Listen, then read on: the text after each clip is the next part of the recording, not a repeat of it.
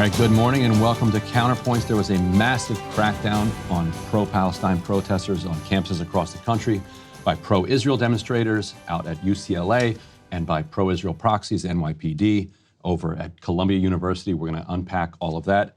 Emily, what else we got today? Oh, we've got mugs. We have mugs. We have mugs. We can actually put this up on the screen. We are now a mug company with a news show. That's I think the new mission, is to sell mugs. That's what we're here to do. Counterpoints mugs, made in the USA, union decorated, microwave and dishwasher safe, available now. Awfully expensive, but if it makes you feel better, all of the money will be taken by middlemen and very little will get to us. Well, it'll go to unions and U.S. workers. That's true. So, good middlemen. Good if ever there were yes, middlemen. Well-organized middlemen. Good for them. We're going to talk about the Trump interview at Time Magazine. He has just an incredible ability to continue to make himself look bad in these interviews, put out positions that are just contrary to what the general public wants. We're going to unpack a bunch of that. Is that an accurate reading? He's also really good at making journalists look bad. So like while he's making himself look bad, it's everyone. Also, Joe Biden is moving to reschedule marijuana from Schedule 1 to Schedule 3. We'll talk about when that's going to happen and what the implications of it are. Democrats are teaming up with Mike Johnson to make sure that there's no more drama around the speaker's race. They've announced that they will support him if Marjorie Taylor Greene goes forward with her motion to vacate the chair. So it would be tabled in a massive downvote for MTG. Weird development, interesting, kind of uniparty in Congress. Proud uniparty. And then a friend of yours, the author of what, Pagan America? Pagan America, which is what Ryan always says. He's like, this pagan America. He's describing my America. Yes, Ryan's America. But yeah, we'll interested to hear some from the right. And John's got a super interesting new book out that we can talk about. Ryan, some days we say we have a really big show, but we're just kind of saying that for the hell of it, to have something to say. Today we have a big show. We would never lie to you guys. We would never lie. But every show's a big show, of course. But this is really a big show because footage continues to roll in, like by the minute, from these campuses. They were wild overnight. UCLA in particular erupted into violent clashes last night. The NYPD cleared out the Columbia encampment and the barricades. Let's start there. Yeah, so Columbia University, after the university attempted to clear out the encampment there, what the protesters called an autonomous group of mostly students and some faculty occupied Hamilton Hall, which was the site of we can roll some of this footage here, which is the site of the famous occupation in 1968 by anti-Vietnam War protesters. They renamed it Hind Hall for the 6-year-old Hind Rajab, who was the girl that many of you probably remember. She made the desperate, harrowing phone call to rescue workers saying that her entire family had been killed by the IDF, and she was begging them to rescue her before it got dark. Two rescue workers were sent out to her as the world was kind of captivated by this intense situation. They learned only days later that the IDF had actually attacked the car again and attacked the rescue workers, and she had died. So the protesters renamed Hamilton Hall, named for Alexander Hamilton, Hind Hall. Last night, called a Bear Mars, mobile accessibility ramp system or something like that. You just saw this on your screen. In fact, it was that big truck that rolled up to the hall. Like siege equipment from like a medieval era. Yeah.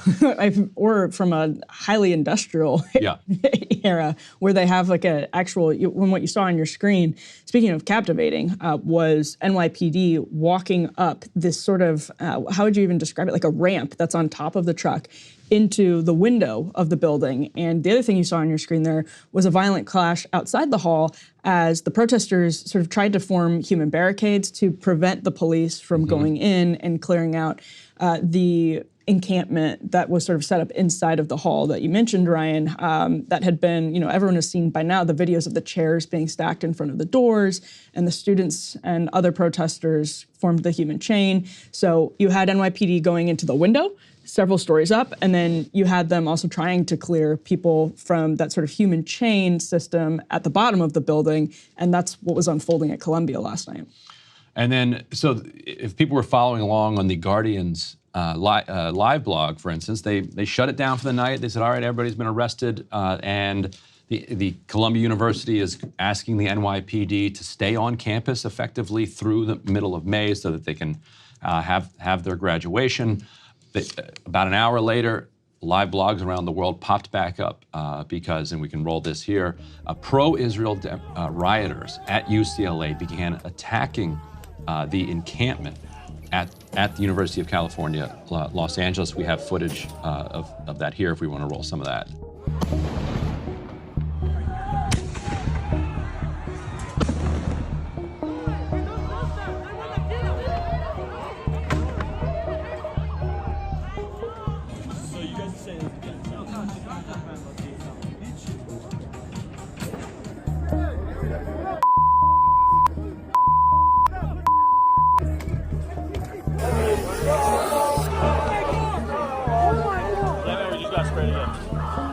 Watching it play out, and beyond that, there's nobody else here. In some of that footage, you may or may not have been able to hear it. The pro-Israel mob was shouting at the one guy outside the barricades there, "You're by yourself." And right after they shouted, "You're by yourself," several of them grab him, drag him out, and start beating him rather mercilessly.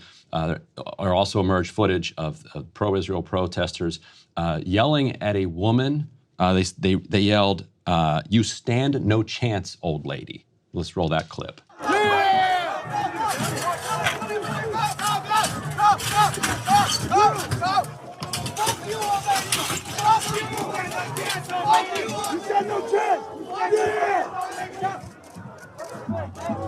Yeah, you also heard "F you, old lady." Yeah.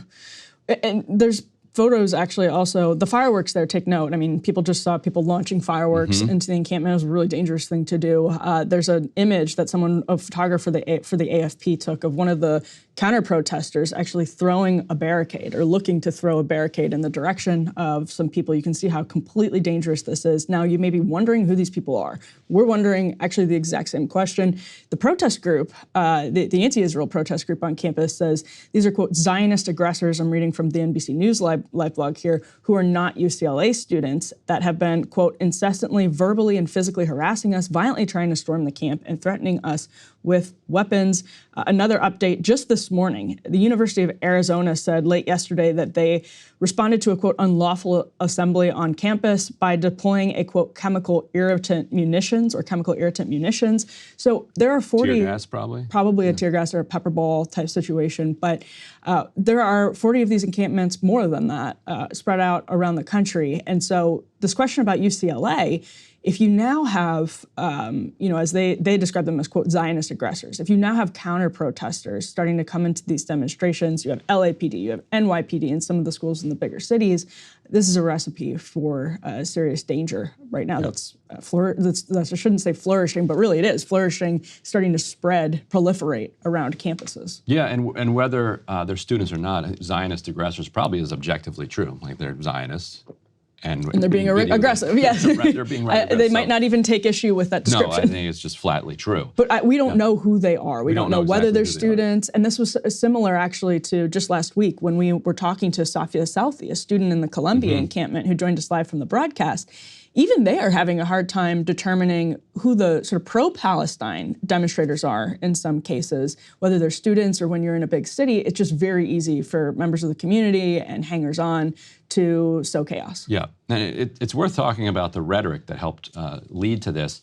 We can put up this next element, the statement from President Biden that was put out just yesterday morning, echoing some of his other statements. He said, President Biden has stood against repugnant anti-Semitic smears and violent rhetoric his entire life. He condemns the use of the term intifada as he has the other tragic and dangerous hate speech displayed in recent days. President Biden respects the right to free expression, but protests must be peaceful and lawful. Forcibly taking over buildings is not peaceful, it is wrong. And hate speech and hate symbols have no place in America. Intifada, by the way, is an Arabic term for uprising. Yeah. And it can mean violent or nonviolent. Right. Just as uprising right. can be an uprising in English can be either violent or nonviolent. Somebody pointed out that the Holocaust Museum, in its Arabic translation, refers to the Warsaw Intifada. It's an uprising. So there's nothing there's nothing inherently violent about the word intifada. There's definitely nothing inherently anti-Semitic about it. There are many people who receive that connotation, when they hear it. But this is because it's the been kind used in prior. Right, because the second right. Intifada did include suicide bombings Right. and serious violence, and that's the one that most people are familiar with rather than the term itself. But this is not the first time Biden and the White House have condemned these protests in a blanket way as anti-Semitic. And so you can read this to me as a green light both to the NYPD to do what they did at Columbia and also to the pro-Israel mob at UCLA to do what they did. He has, just like the U.S. in the kind of Israel-Palestine conflict, we claim that we're playing a role as a mediator, but we are 100% on one side of the conflict. Here again, President Biden clearly siding 100% kind of with the pro-Israel protesters. And there has been virtually no violence whatsoever from campus protesters throughout the several weeks of these encampments. There have been moments where you could say that you've seen some signs that have been anti-Semitic. Yeah. There have been some like old protesters who have wandered nearby with vile anti-Semitic signs. Yeah. But there haven't been any accusations of any violence. Except from any of them. They did to get into the building. They smashed through the window. They smashed their way into the building, no doubt about that. And by the way, I don't believe that the woman who did that was a student. I believe that this has been reported. It was like a 63-year-old outside organizer who, maybe that was the strategy, is to have someone else smash into, with a hammer, I think it was, into the building. But that was in 68 too. Like you had Tom Hayden, for instance, was a lead organizer of the 1968 occupation, and he proudly called himself an outside agitator. Like they would go from campus to campus, helping the students organize. Yeah, and your point about Biden is a really interesting one because it's also Chuck Schumer who's come out and condemned what was happening as quote unquote lawlessness. And again, it's correct that some of this absolutely is lawlessness, but to the Biden point, it speaks to the sort of political difficulties of Democrats in the United States who are trying desperately not to lose votes in Dearborn because they need Michigan. And so they put out statements like that one. But meanwhile, the value of a news program like ours, I think, is emphasized by moments like this, because NPR, when they were covering this, just clashes erupted. No clue what happened one way or the other. New York Times writes, after UCLA declared a pro-Palestinian encampment illegal on Tuesday night, clashes broke out and administrators called in the police for help. The LAPD said that it was responding because of, quote, multiple acts of violence within the large encampment. Those are words, and those are sentences, but they convey no information. What's ironic is over at The Intercept, a week or so ago, my colleague Jeremy Scahill and I published their internal private style guide, which urged reporters not to use words like slaughter or massacre because they were imprecise. They said, and don't use the word occupied territory. That's imprecise. Say Gaza, say West Bank. Don't say occupied Gaza. Or occupied They're West Bank. charged, right? Yeah, but they don't say they're charged. What they said in the memo is that they're imprecise. Right. They say we aim for precision. They aim for precision when they're trying to euphemize Israeli violence. When they're talking about the violence from last night, all of a sudden the goal of precision just completely out the window. Just clashes broke out. Where's the precision? All of a sudden, the hunt for precision becomes a hunt for making the sentences as vague as possible, so that people are just like, isn't that a shame? All of these encampments broke out across the country, and now there's violence. Must be the pro-Palestinian protesters getting violent. I think that's a really interesting contrast. Let's also roll this thing that we have from MSNBC. Lawrence O'Donnell was reacting live on MSNBC last night while they were doing a toss-off. Let's roll this MSNBC last night.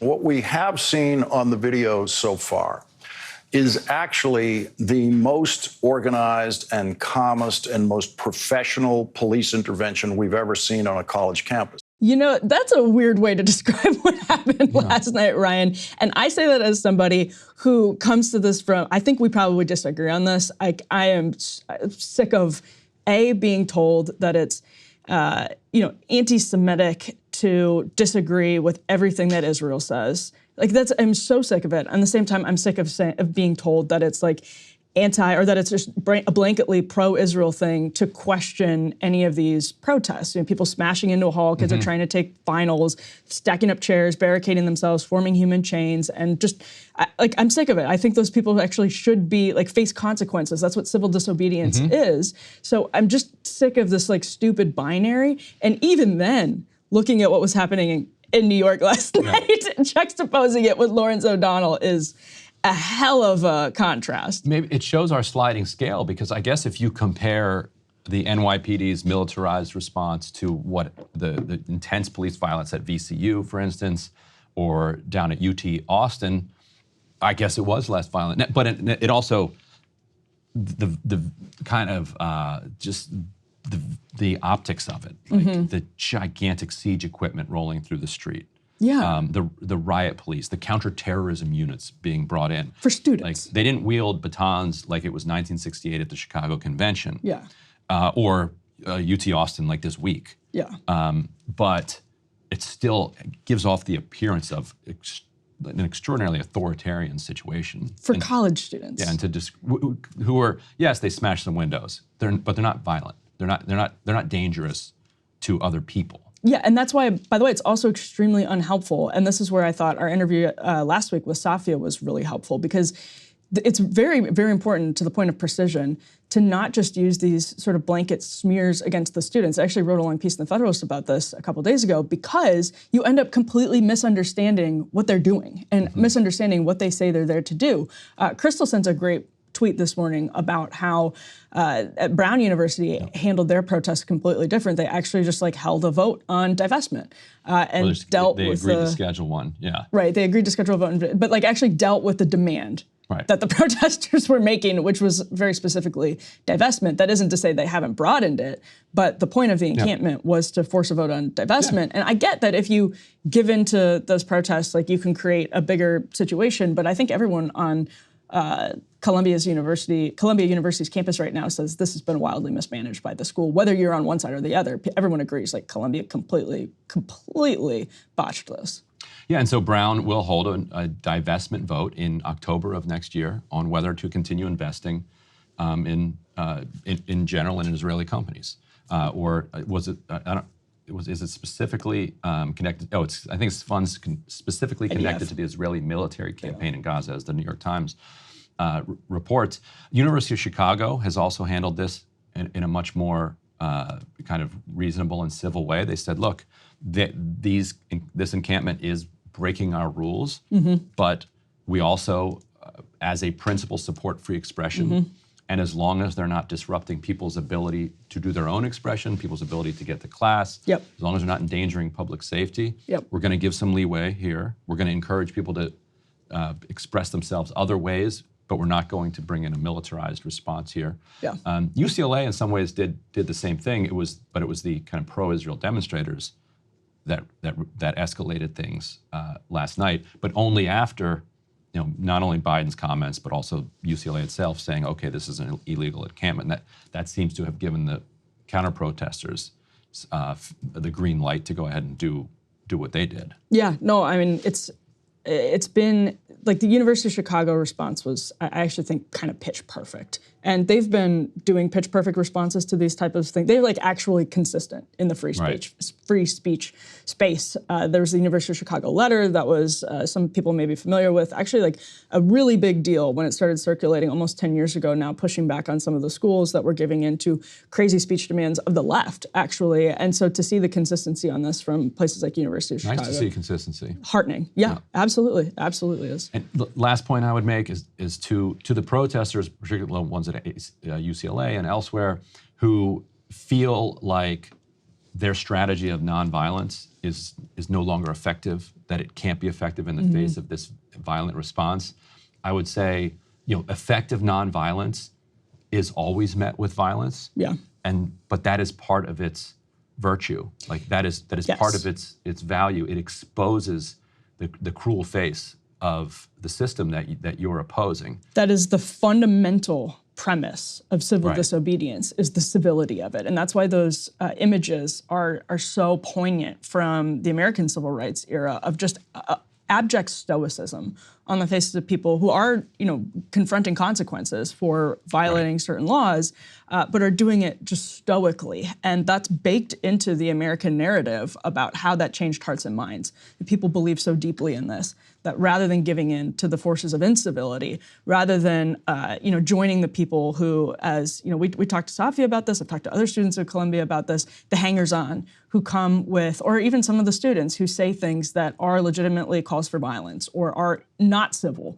Instead of giving into that or returning it with violence, there's so much power. Yeah. To your point, Ryan, in remaining civil in the face of aggression. Yeah, so I would say stay true to your nonviolent values, not in spite of the violence, but because of and in the face of the violence from counter-protesters. Hey, if you liked that video, don't forget to hit the like button and subscribe to Breaking Points. If you want to see the rest of Counterpoints, go to breakingpoints.com to become a premium member and get the full uncut show every morning in your inbox and on Spotify. Help us build independent news and get the full show every morning at breakingpoints.com.